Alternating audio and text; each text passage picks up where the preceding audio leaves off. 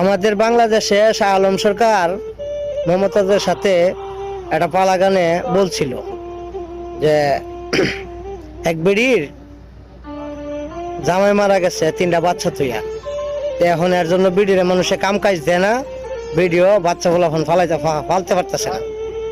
তো না ফালতার কারণে বিড়ি মনে মনে ভাবতেছে যে তো আমার ফলাফান্ডি আমি ফালতে পারতাছি না, আমি আসি দিকে মনে আল্লাহ দেখে না, যখন আমি থাকতাম না তখন এটি আল্লাহ দেখবো না। এ কথা ভাইবা গেছে গা বিড়ি পাহাড়ের উপরে মরতো। তো মরার টাইমে আর যাইলাই হাজির, তো কইতেছে এই তুই পাহাড়ের উপর উঠছিস কীর্তি?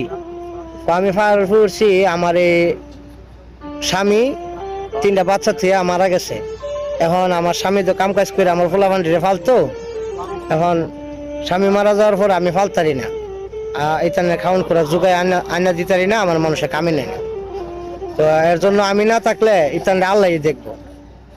তো আর যাইল মনে মনে কইতেছে তোর তো মরণ নাই রে, যাক তোর একটা ভাব করে দে।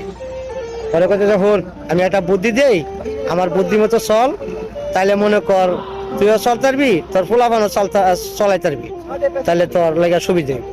কয়টা তাহলে কন তুই দেশে গিয়া কবিরাজি শুরু করে দিক গিয়া। ওইটা কি কইলেন? আমার বাপ দাদা সৌদি ফিরে মেঝে কেউ কবিরাজ নাই, আমি কবিরাজি শুরু করে দিম কেমনে? কজা তোর গ্রামে গিয়া তুই কবিরাজি শুরু করে দিক গিয়া, আমি তো আছি তোর লগে, তুই আমারে যার মুখে